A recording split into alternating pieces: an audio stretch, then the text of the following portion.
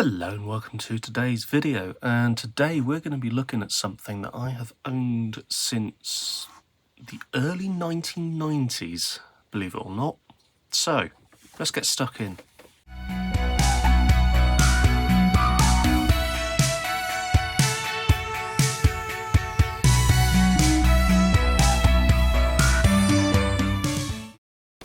And here it is. This, ladies and gentlemen, is an Aiwa AD6500 cassette deck. It complies with DIN 45500, which is the DIN rating that you need to comply with if you want to be classed as producing high fidelity audio equipment. Now, this has not been turned on since about the year 2000. I kind of gave up on it because there was problems with the tape speed. It was too slow, and I didn't really know very much about these things at the time. So I put it into storage, and it has come with me every single house move since. Be that rented or well, mortgaged accommodation now. So when I was renting, it came with me, and when I bought my first house, it came with me, and it's come with me ever since. And here we are now, 23 years later. It hasn't been powered on for 23 years. As you can see, it has been stored in mixed conditions. So we have a little bit of surface rust, which I need to clean up. I took the plug off it years ago, so I've just put this period correct plug on it because some people get very upset if I use new plugs on old equipment, and then they start banging on about, oh, health and safety gone mad, and all of that sort of stuff. It's like, oh god, it's just a plug, for goodness sakes. Anyway, 3 amp fuse, and let's plug it in. So that's plugged in. Let's turn it on.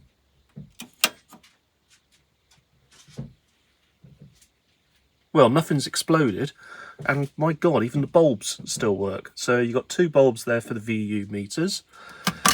There is a little bulb inside the cassette deck, which if I lift it up you can see it, which illuminates the cassette. So it's like a diffuser up here, and that is, oh, there's a little bulb there for the tape running thing as well. So let's get inside it and let's have a look and see what we have going on. So first off, I need to do a bit of a clear up here because it's just covered in crap. So let's get things cleared up a little bit, and then we can get started properly. There we go, that's a little bit better. Now I've actually taken the liberty of removing these screws from the side of the unit. So they are flat blade or thumb screws, depending on how tightly you do them up. But to be honest, they didn't come apart all that terribly. So they actually came apart quite easily. So let's just power it off, and let's get inside and take a look at what we are dealing with. So, cover hasn't been off for 23 years, and I don't know what it looks like inside. Judging by the exterior, I'm expecting absolute carnage and destruction in there, with destroyed circuitry, corrosion, the whole lot. Here we go.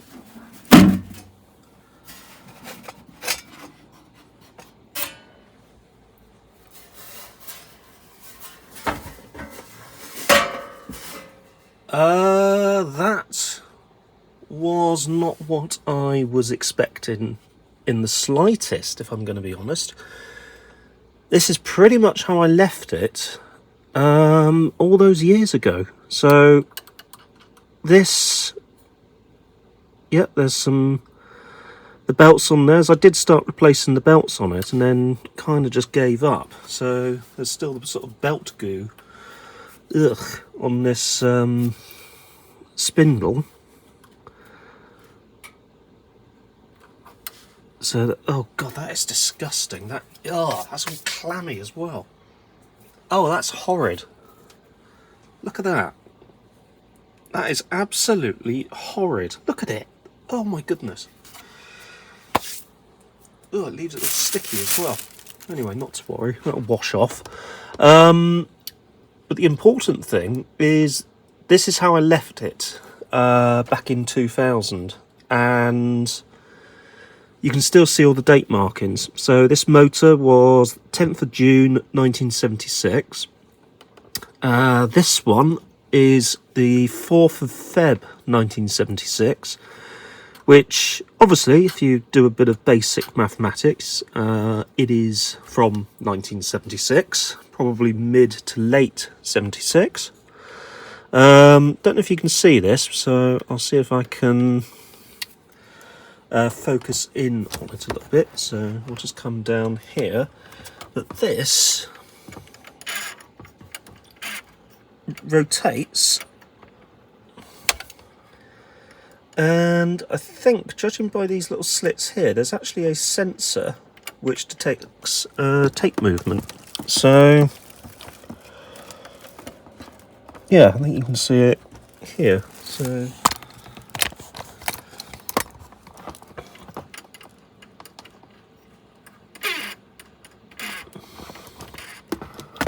you can see how that works. So let's power it on. Let's see if we get any tape motor movement. So that's obviously doing that. So that would go, if it was working, which it never has to be honest, but if it was working properly, you'd press this like that, and then the tape would be sucked in like that. So let's see if we've got any motor movement. So there's no belt on the motor, so let's just press play. Motor moves. Well, the motor's actually moving already. Fast forward.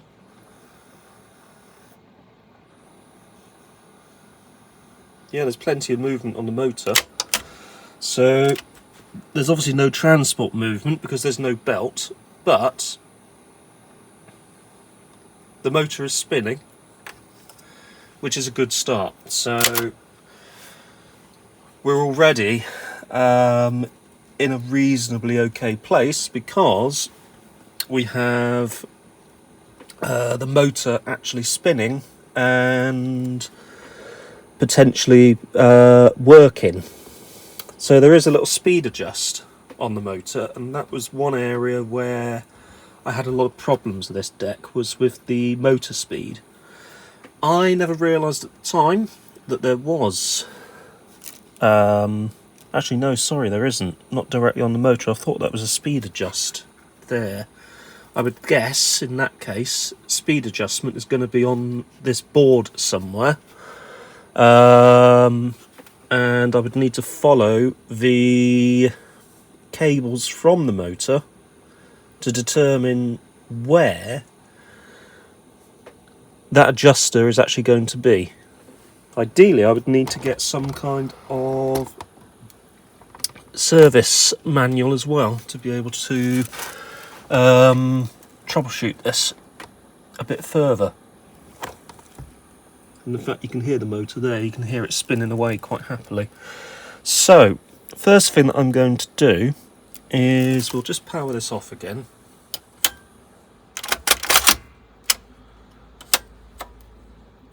There you go, the motor's powered off, so it actually turns on as soon as you press this in. So as soon as that goes in,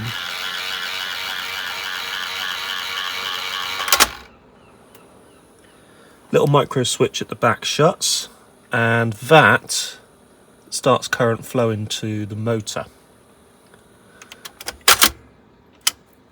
And as soon as you eject, no more current flowing to the motor. which is exactly what you would expect. So there are a series of fuses at the back here which all look okay.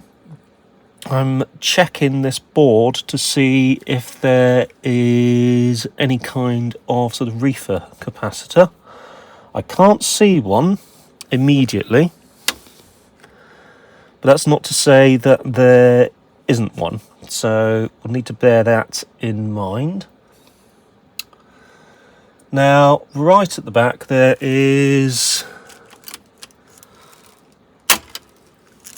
up here, a couple of switches which are used for when you're initiating record. And let's give those a little bit of contact cleaner.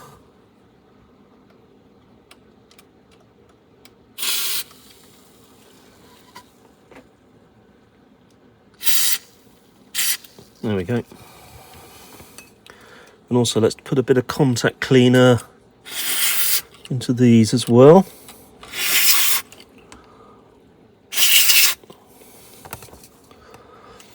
May as well put it onto these pots whilst I'm about it.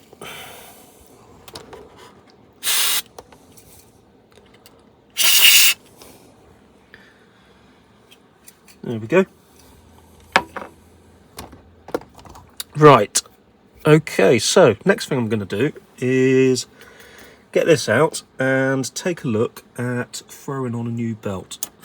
So I'll just get it powered off and I'll just get something to wipe my hands because they are disgusting.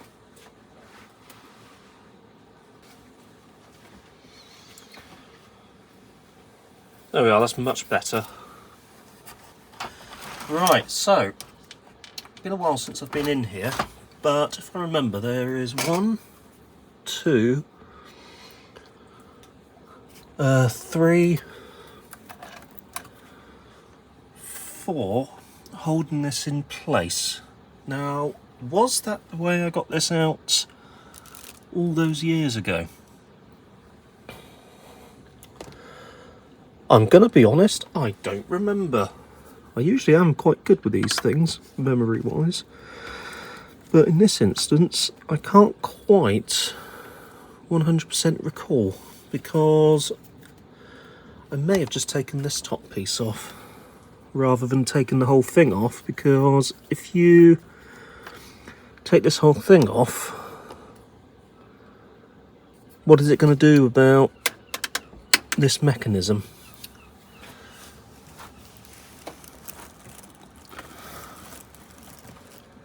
Let's have a look and a ponder.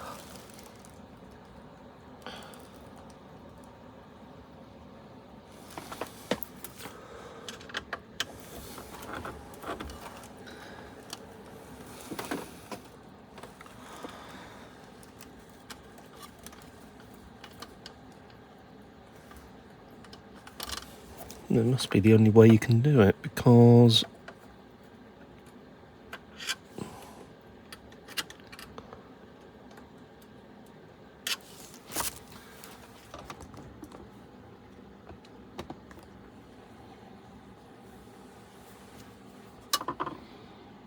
right, so I'm going to try removing these little screws that hold the actual cassette deck in place, because what I want to do is to get... No! Hang on! I remember how I did this before. You don't have to do anything with removing the actual cassette deck itself, because you can just drop screws on the floor like I've just done and lose them forever. That's really annoying because I need that screw. Anyway, I don't need to remove any screws from here. I do need to put that one back in, but that seems to have gone on a journey of discovery, a voyage of discovery around my garage floor. So that's going to be fun. Anyway, if I recall correctly, you turn this upside down, you remove these 4 screws And then we can see the secrets of the underside, the underbelly of this cassette deck. So let's get these screws out.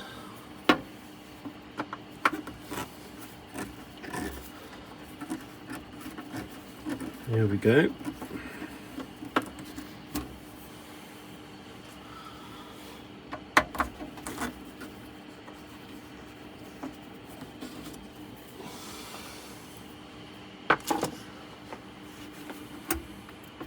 Oh, 5.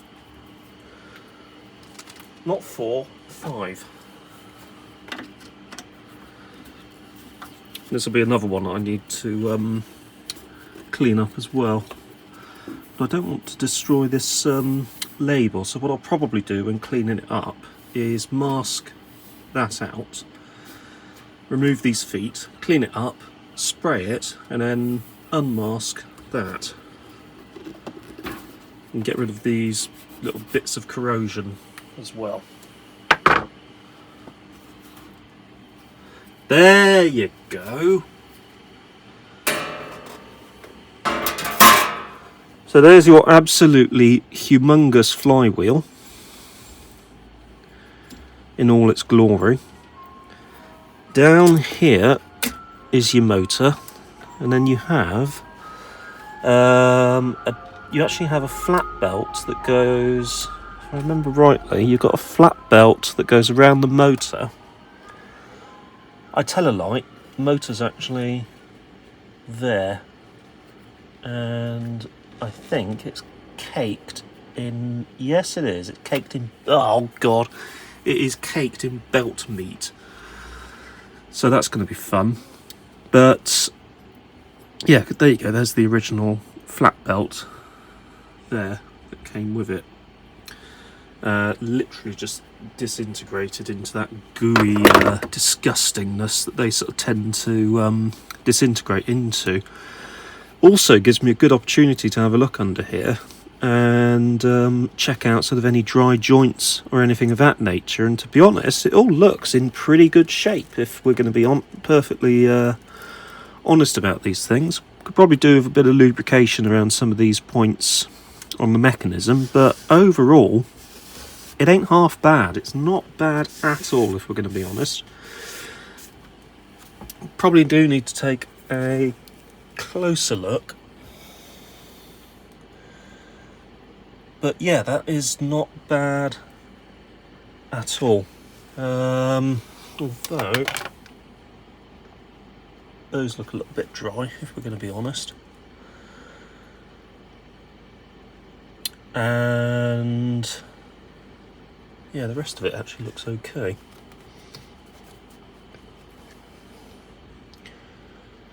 It's all rather shiny under here, not bad in the slightest. Now, let's get this flywheel out of the way, and that'll open up the area for us to be able to do a bit more investigation and clean up. So let's whip out these screws, making sure not to lose them, their lock-in washer and normal washer. So a spreader washer, you could sort of think of it as, because it spreads the load of the screw across the bracket that you got here. That literally just does this, just comes out like so. And there's actually a belt still on there, believe it or not. That's astounding, there's still a belt on there. Let's just pull that to one side. I've got a feeling I may have replaced this belt back at some point in the 90s, so it's actually still in pretty good shape. Yeah, that would make sense actually. I've been in here previously. So I've replaced this belt here previously as well. And it's not actually in bad shape belt wise, so I'll just put that to one side. Here's the motor down in here,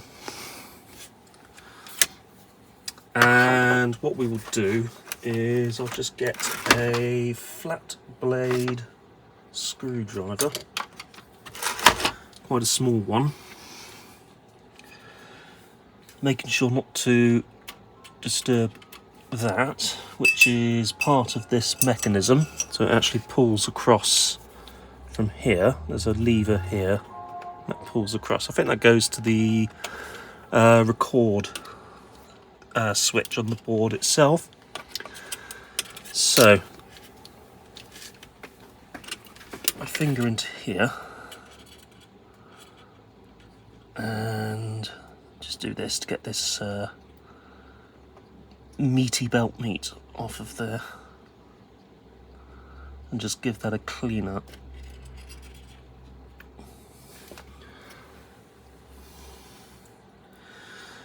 You can see what this does after a certain number of years. It just turns into this horrible sticky goo and ends up like that, and it is quite disgusting. Depending on the rubber used, actually, or the belts used, some equipment goes like that, belt-wise. Some belts actually stay intact and just end up becoming very brittle and snapping. So it really does seem to depend on whom supplied the belts in the first place. Let's give that a bit of a clean up, and get this into here.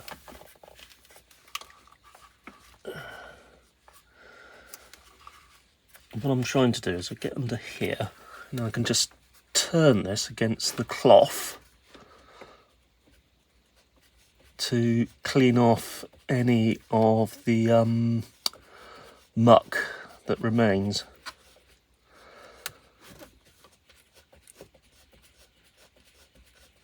There we go, it's coming together, I think.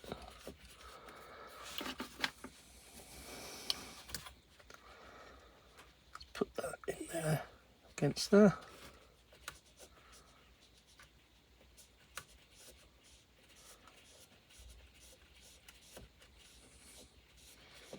There we go.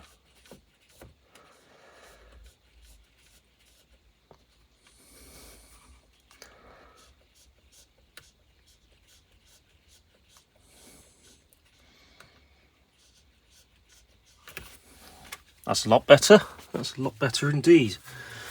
So let's have a look at the flywheel. So here's the flywheel. Now, I did, when I was younger, make a very, very stupid mistake with this. I lubricated this with WD-40, and that didn't do it any good whatsoever, so I had to clean it up quite a lot. And that was one of my poorer decisions, let's say. But it doesn't feel overly slippy now. And I think if you were going to lubricate this, you would probably use a dry lubricant, graphite possibly. And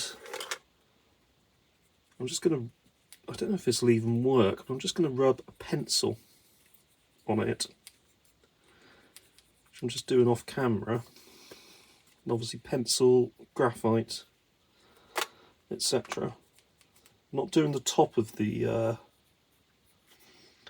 spindle, because that will interface with the capstan,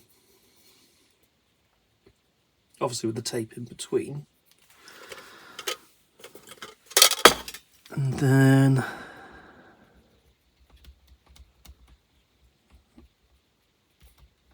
there we go. I'll just put that back in, making sure that this is hooked over here and also hooked over, oh, wrong way, so that's hooked over there and here.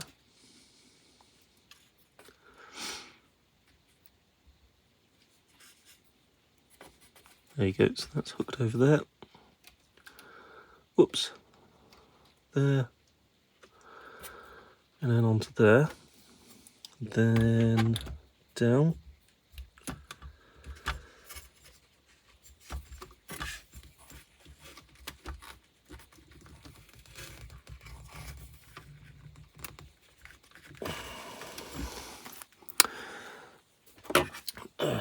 this the easier way. So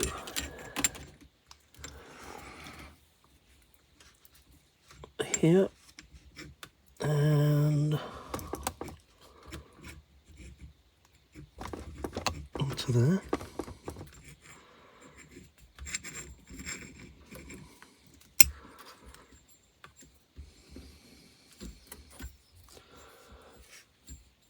Yeah, because that worked, didn't it?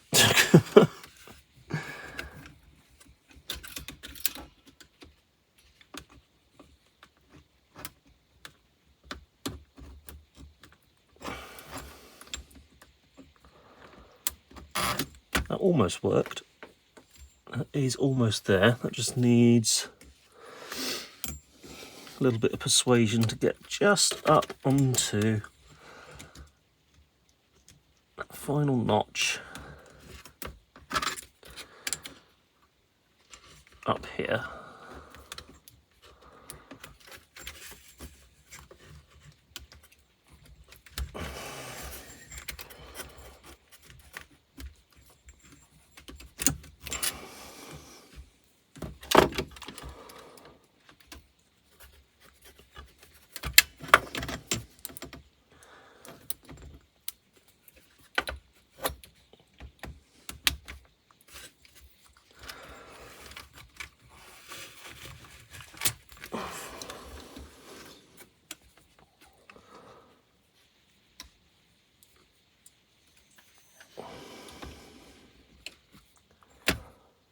Oh, you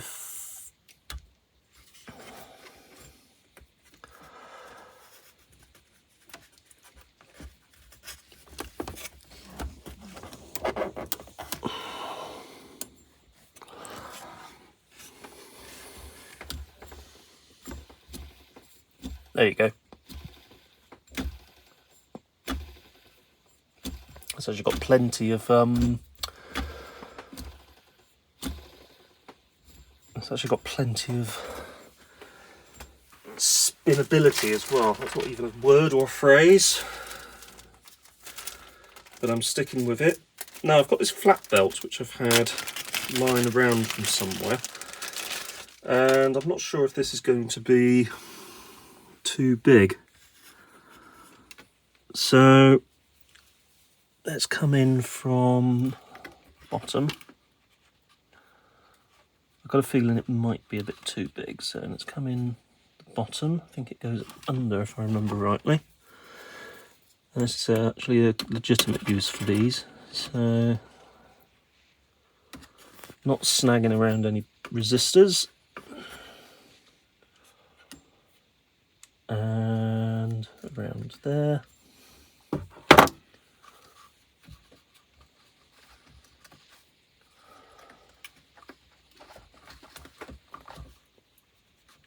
So around the motor.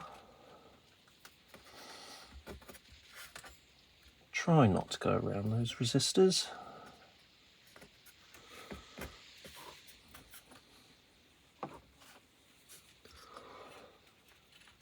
That's going to be too big, I can tell that immediately.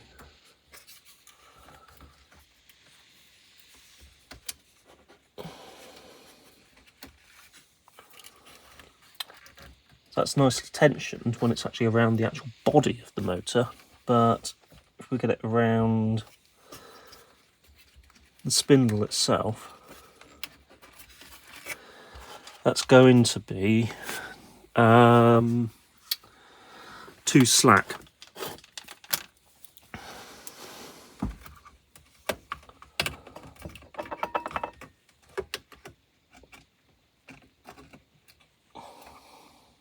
Yeah, see? Way too slack.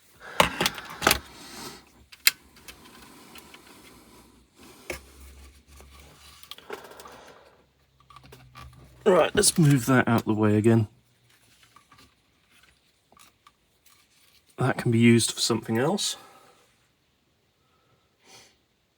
And let's see if I've got anything in my belt box, because I may have some flat belts that I used, that I replaced on various VCRs that I've serviced over the years.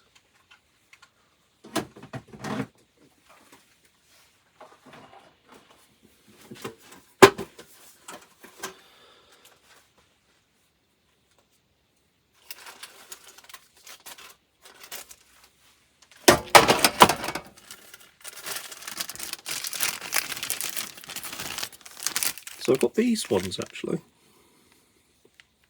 which look a good size. So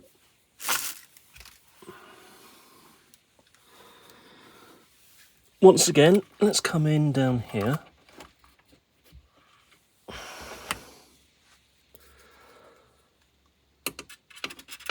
Let's grab the belt and let's pull it through gently. Try and hook it off the motor housing. There you go. And keeping it straight, go over the flywheel. And then turn it so that it actually straightens out. So it's not straight at the moment, so there's like a little sort of twist in it. So to remove that, that way twists it more. So we need to go back one, and I think back again. Nope, back one, over, and that's riding up on the tip of the motor now. So let's just come around. There you go.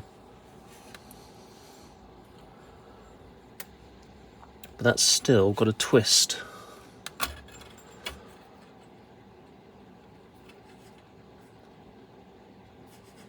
Let's see if that removes it.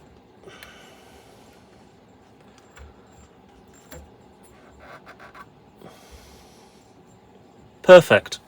That's removed the twist on that belt. So, flat belt's on. Let's take those screws again and let's put the retaining cap back on.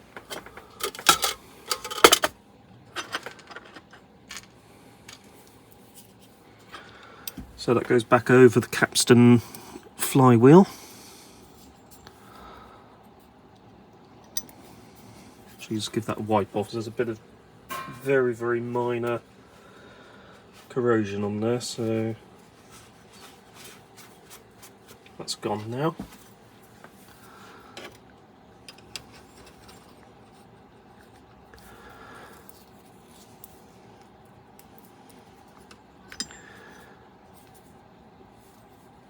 Actually, just do exactly what I did earlier. This time,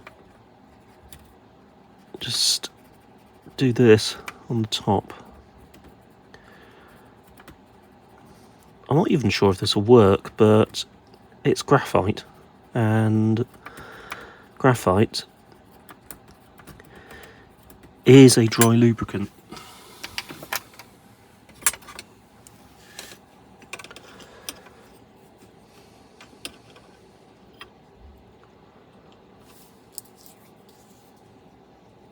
So, there's one.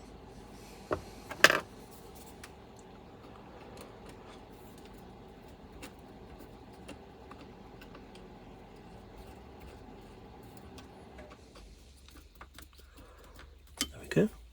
Actually, leave that slightly loose. So about there, and then when I put the other side in,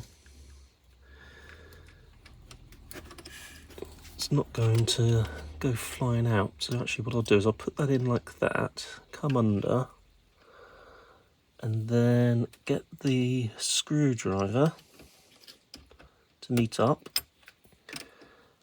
And if you do it at a slight angle, it's not a direct straight shot, so you have to come in at a slight angle, and then tighten that one down, tighten that one down, and a little bit more, and a little bit more, just sort of finger tight really. It doesn't need to be, at least I don't think, it doesn't need to be absolutely wrenchingly tight.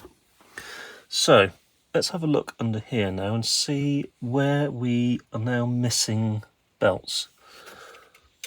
I've got a feeling that needs a belt, but I'm not sure where from. It's certainly not from Or is it from this flywheel?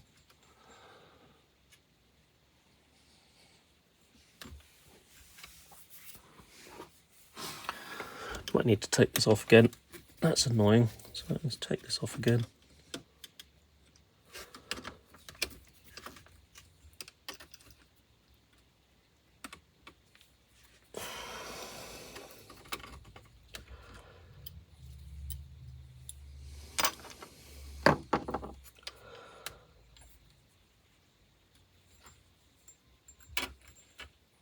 Let's put that out of the way.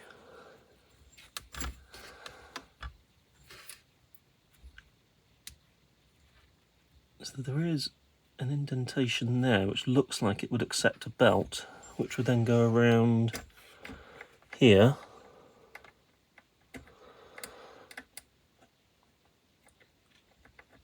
And that does look like it is missing a belt.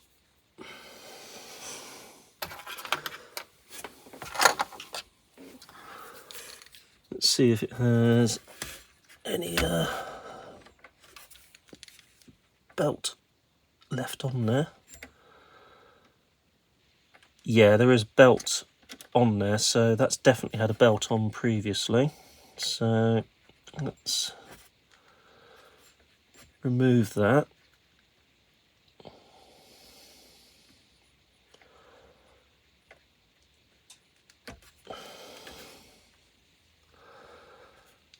That one's actually going to be a bit difficult to get a belt onto because there's no easy way of getting into it, so this will be interesting.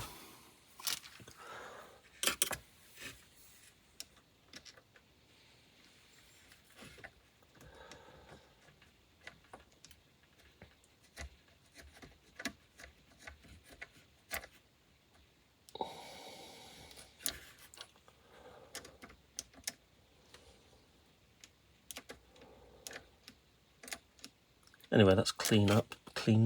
So let's have a think about this one. How would you get a belt into there? So I think it's going to come from the flywheel, from the top of the flywheel to here. You can't quite see it on camera, but trust me, it is there. So let's go to the top side and let's have a look at where that goes. So if I come into here, it's certainly not. Is it one of the spools?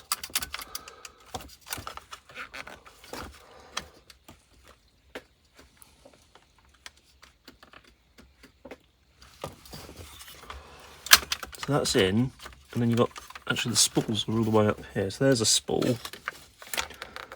There's a spool there. That is actually all the way at the back.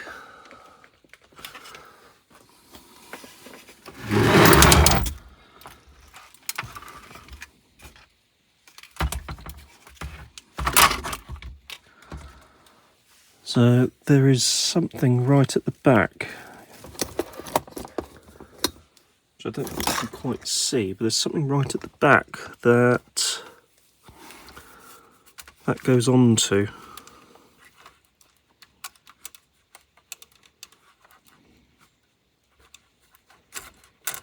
There it is. Yeah, I can see it now.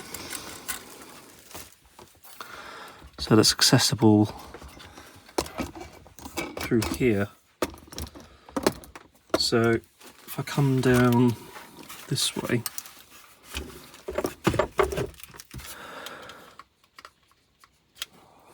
that's it there.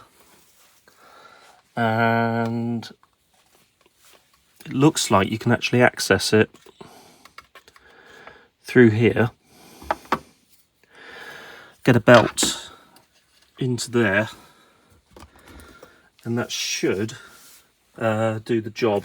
So let's just give this a clean up.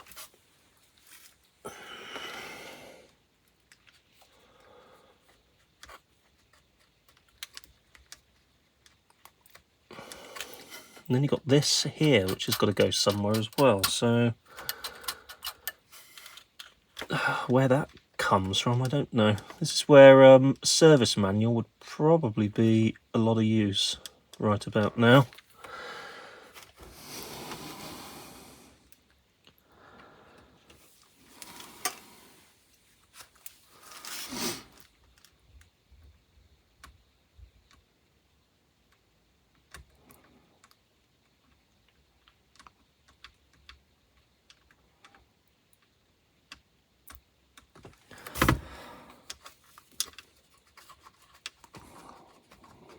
So let's just turn that.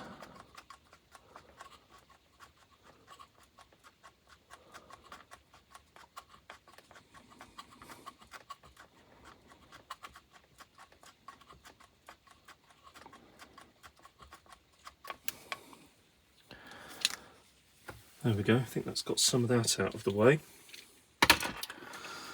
And if I just feel underneath, so underneath there is what feels like another belt loop that then needs to go around this. Now to get to that,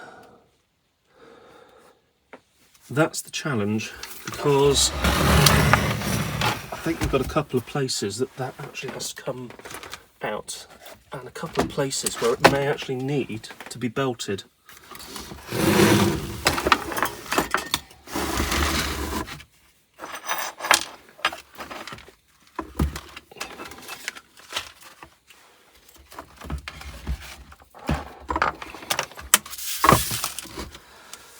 So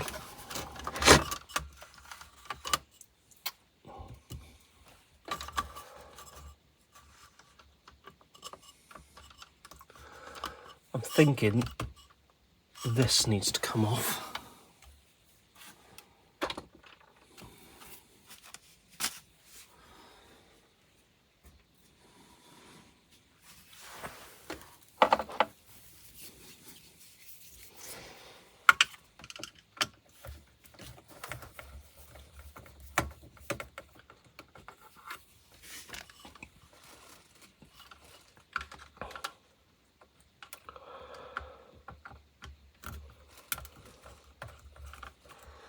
Because it looks like there's actually two belts that are required for that. One of them is going to be going around something else that isn't part of the flywheel. So that's that one.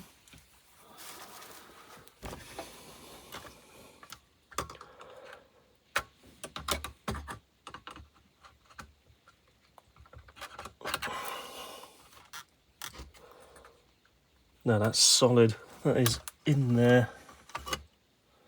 Absolutely solid.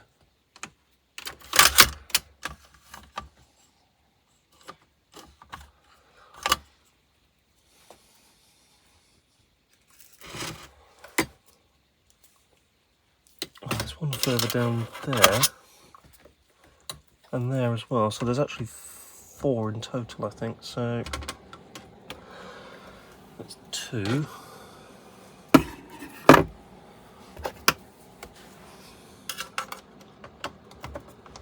3.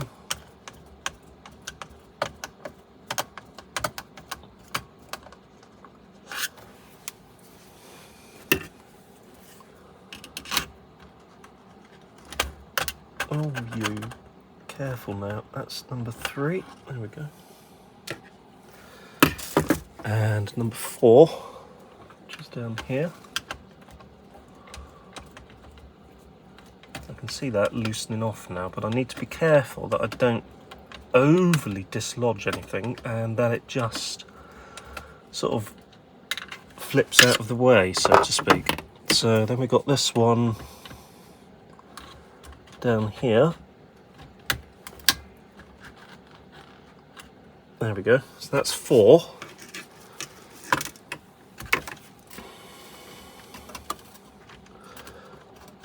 That is that whole mechanism there, ready to come out.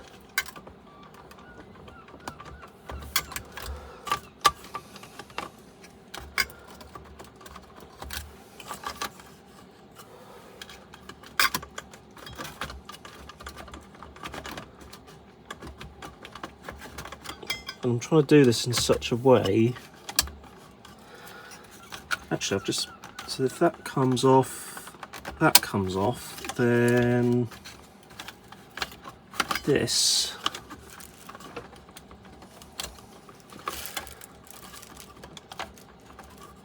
should also come off, and I'm trying to do this without breaking this in any way, shape or form, because if that breaks,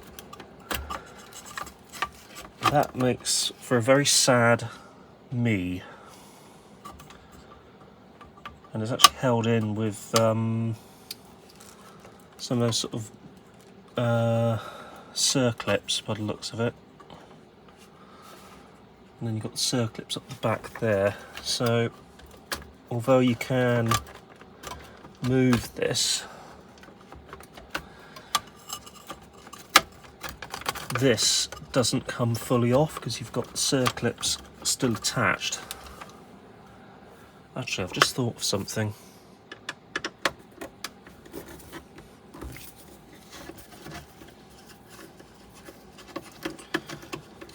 What I've just thought of is removing the front panel itself.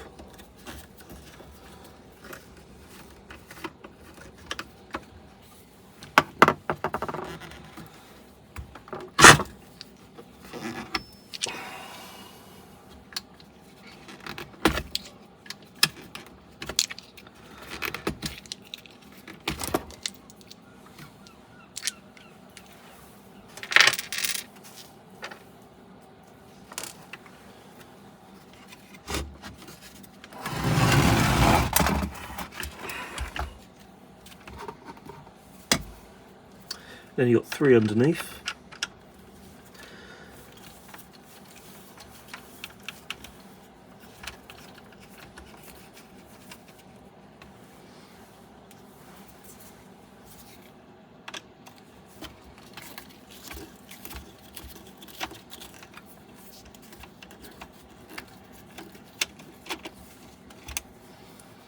There we go, that's 3 underneath.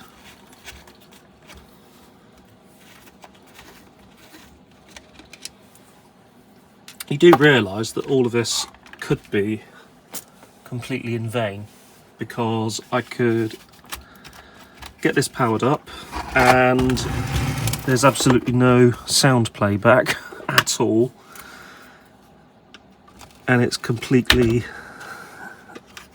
ruined. But hey, you've got to get the belts on it to be able to test it, and I think there is another one underneath this strip here.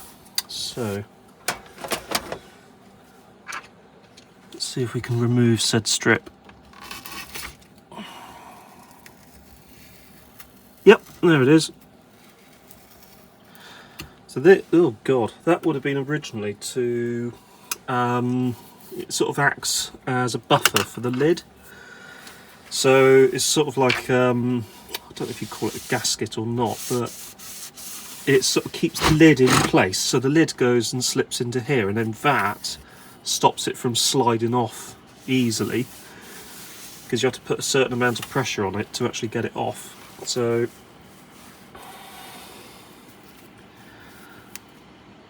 that might actually clean up and go back on there, so I'm going to pop that in there for a moment, keep it out of the way.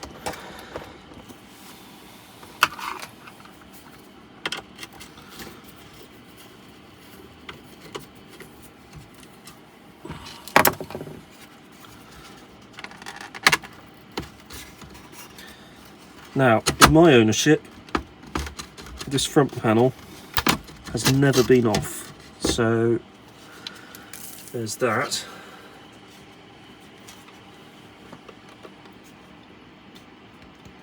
Usually the glue around these tends to go, and that tends to sort of pop in. So there's a few little washers there. So those washers are glued into place, and a little bit of corrosion there which we can clean off. But we'll keep that panel off actually, so we can give that, with it actually off the deck, we can give that a real good clean up.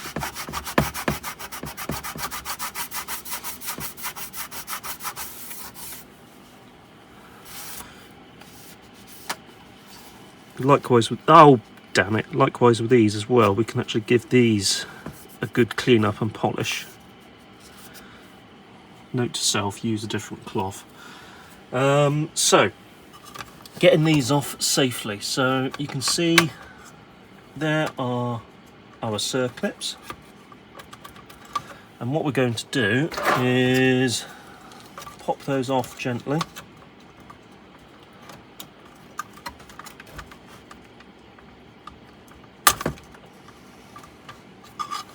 So there's one side. Doesn't matter if I lose them, I've got a box of circlips, but it's always good when you don't lose them. And there it is. Pop that over there. And then we have another one on this side, which is obscured by this sticky bit here. But we should still be able to get into it. There you go. And there we go. And there. And also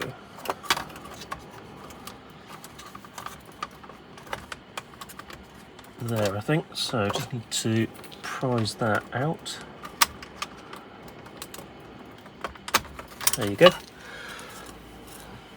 That's off and in good shape. That can go to one side. We can clean that up separately.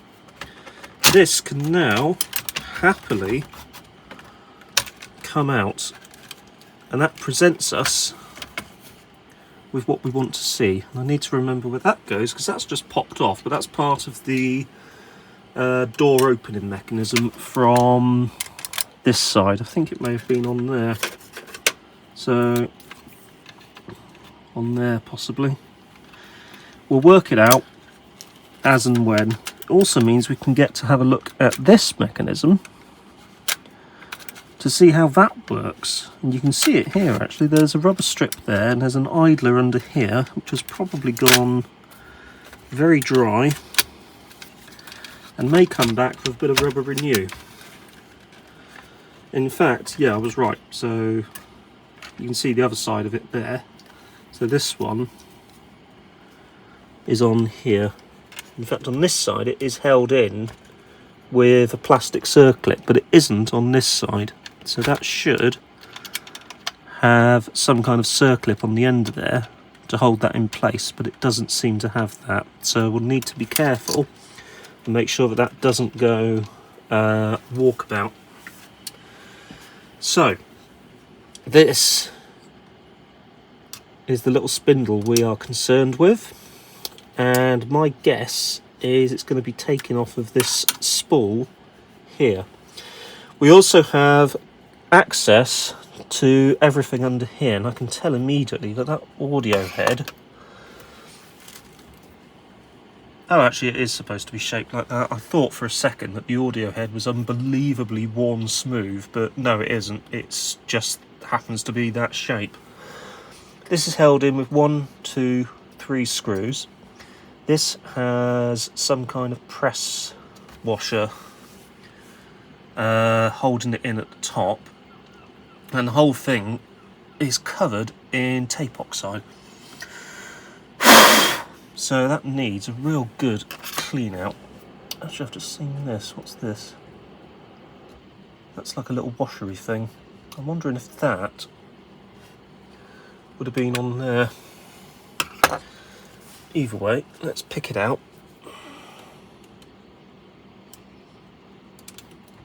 And carefully does it.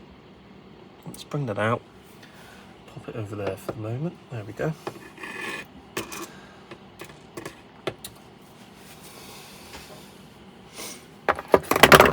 Now that also needs, that's going to be fed from here. This is going to be fed from something but I'm not sure what, if I'm going to be perfectly honest with you.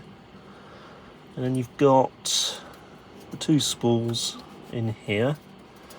So 1, 2, 3. Let's take those off. And what we can do at the same time is we can actually clean this whole area. I think I've got some isopropyl somewhere. We'll locate that in a bit, but first off, let's just get this dismantled.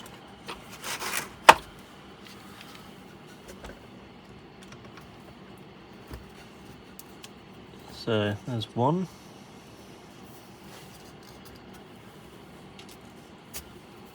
2.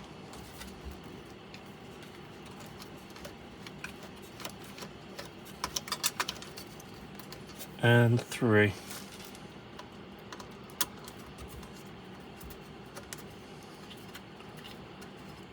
There we go.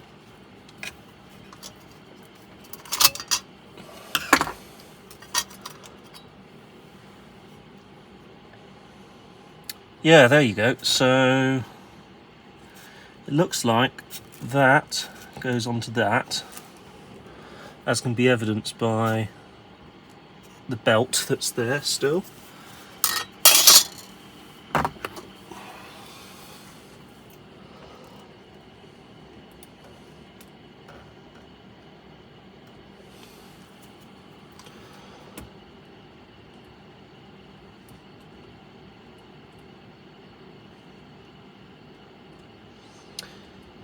Something else I'll do is I'll give these idlers a dose of rubber renew as well. Which brings me on to my over area. As I've just seen it, I suddenly thought, where's my rubber renew? And I've just spotted it in the depths of the garage workshop. I'm still on the hunt for my isopropyl, so isopropanol. So that's going to be interesting to try and locate wherever that's headed off to. Yeah, that's an interesting one actually. Absolute worst case, we can clean this up the best as we can today, and we can get it at a later point. So this needs a belt, not only on the top here, but also lower down as well. And I'm wondering if I could actually get a belt underneath here and through to the other side without having to dismantle this little idler. And I'm also wondering if a lot of my problems were originally to do with the way that this was connecting to this. But no, because it's the capstan and pinch roller which pulls the tape through. That's just a take-up spool. So if that's rotating slowly, it doesn't matter. You'll just get a slightly slack tape. Well, obviously it does matter. You'll get a slightly slack tape and then you'll get tape looping off out into the machine. But if it's marginally slow, it's not going to affect the speed of the audio. What is going to affect the speed of the audio is the speed, direct speed of the capstan and pinch roller accordingly.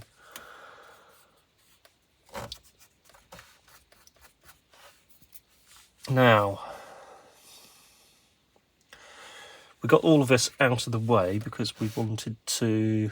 Well, there's that little bulb. So that's the bulb for underneath. This really is over-engineered. It's wonderful. Wonderfully over-engineered. Absolutely lovely. Where was I? So...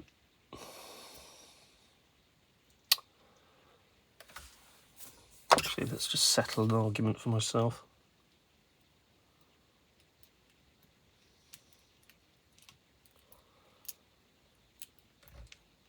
In a moment, what is that? That's...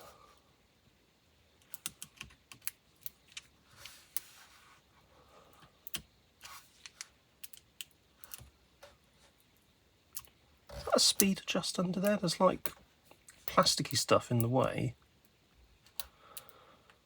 but I'm not sure if that's a speed adjust under there. I'm not going to poke around any further though, because I don't want to damage the motor. I'll also need to get a copy of the service manual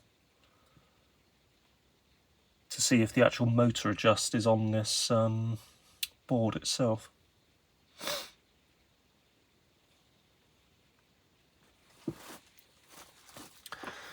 So these are going to need some rubber renew.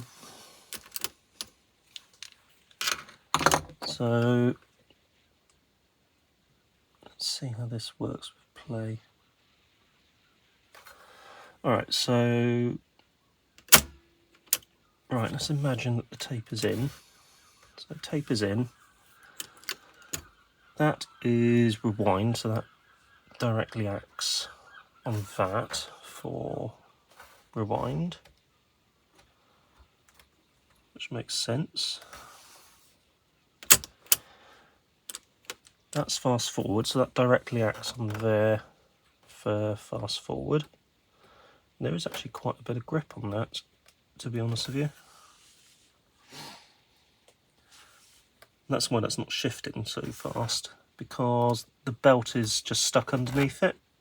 But the fact that it can do that, you can actually hear that scraping is just the flywheel from the capstan just scraping against the deck, against the bench rather. And then you have playback, which is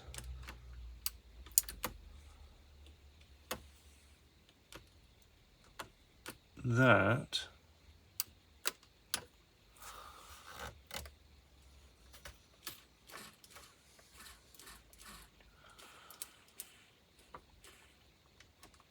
But I'm not sure if that should be... Ah, hang on. Yeah, playback is actually going to be using this one here. So this one is driven off of the capstan, but the larger, lower geared one. No, sorry, I talked bollocks. Higher geared, because it's no, lower gear. Yeah, lower gear. You can actually see the belt in there, actually, so that needs a bit of a clean out.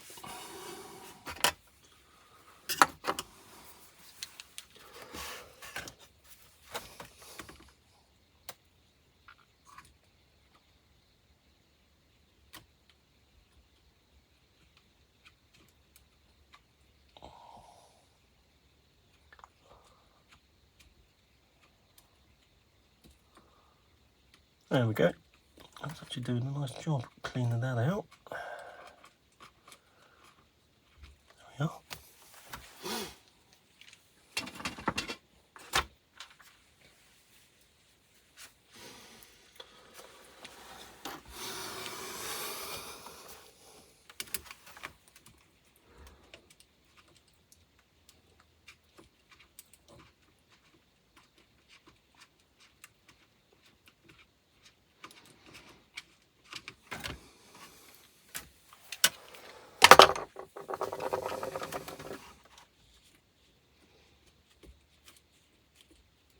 There we are, I think that is almost clean.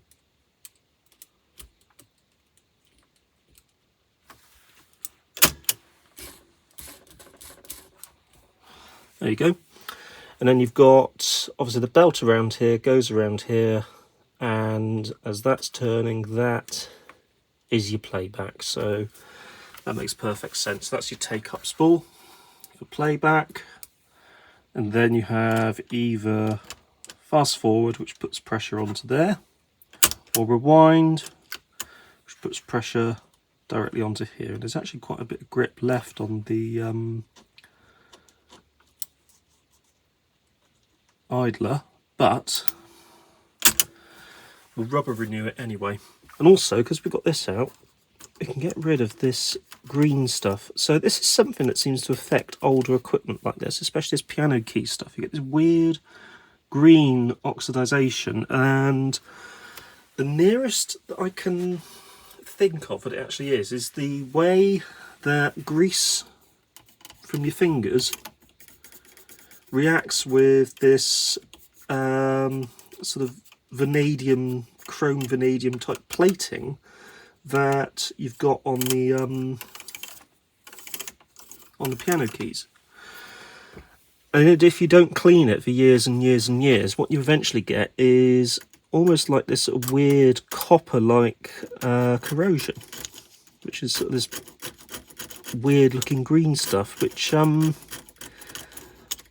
get on battery terminals. You get this very sort of similar sort of colour. So it's almost like an electrical reaction between, or electrolytic reaction between the material that's on these and the stuff that comes off of your fingers, which is lovely.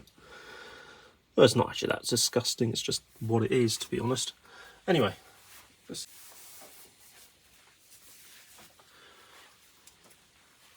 right, so we're not going to do much more today because I've got some other things to do today. So we're going to bring this video to a close for today. Now, because we're going to be leaving this and coming back to it, I want to make a little collection of all of the screws that I've taken out and all of the parts that I've removed. And I think the best way to do that is to use one of these little bags and just collect everything into one of these little bags. And because I've got a video documentation of what I've done, then if I've got any queries when I come back to it, I can just re-watch the video I've recorded. So we'll put all of our knobs into here, all of our little things there, and then we've got all of the screws to put in, and circlips as well.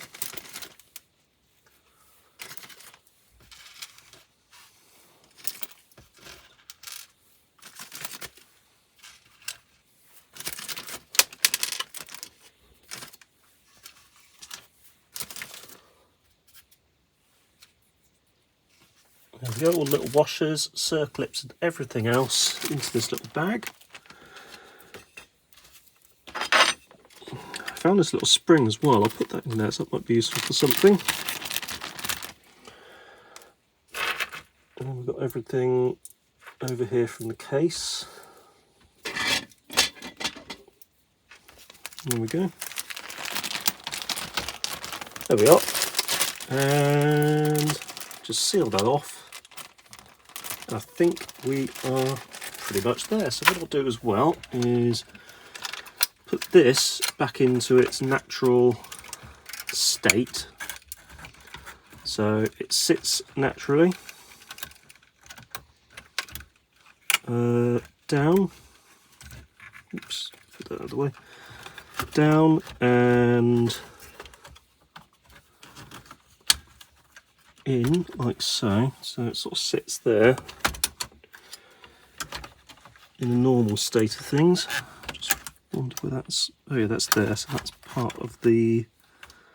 Yeah, that's part of the door flap thing. So that sits there normally. Then you've got that door flap bit, which will go into the little bag as well.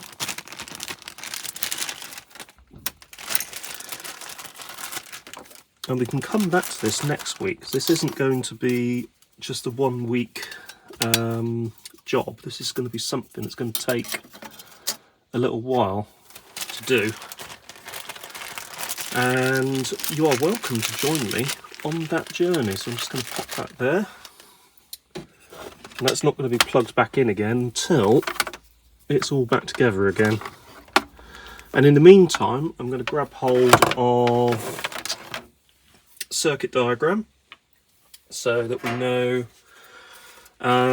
what we have inside, and we also know how to, or service manual, also know how to arrange all the belts as well. That's one of the mysteries of my world, is how all these belts are arranged. We can also spend a bit of time getting that sorted out, getting this cleaned up, and everything else that we need to do with it as well. So for the moment, that actually concludes what we're going to be doing with the Aiwa today. It's actually quite interesting getting involved with something this old. It predates my birth by 3 years, so I was born in 1979. This was made in 1976, and as I say, predates my birth by a few years. But it's interesting also to see sort of how far higher end tape decks have come, because that is very complicated. There's a lot going on there. There's a lot of belts, there's a lot of moving parts, there's a lot of bits of mechanism that if you get them in the wrong way, they're not going to work ever. So it's interesting to get involved with and actually see if we can get it working. However, for the moment, I would like to thank you very much for sticking with me on this video. Hope you have enjoyed the video. We're going to continue. Yes! Found that. That I lost earlier. Brilliant. So I found that screw. We're going to continue with this next week. So this video will be coming out on Friday. And then I'll be continuing with this one over next weekend. We'll see how much further we get with it. So, yeah. I'm looking forward to getting this actually running, because it's been a very long time since I've had it running. It's been in storage for years. Well, 23 years at the very least. Anyway, thank you very much for watching. Take care. Don't forget to like. Don't forget to subscribe. See you soon.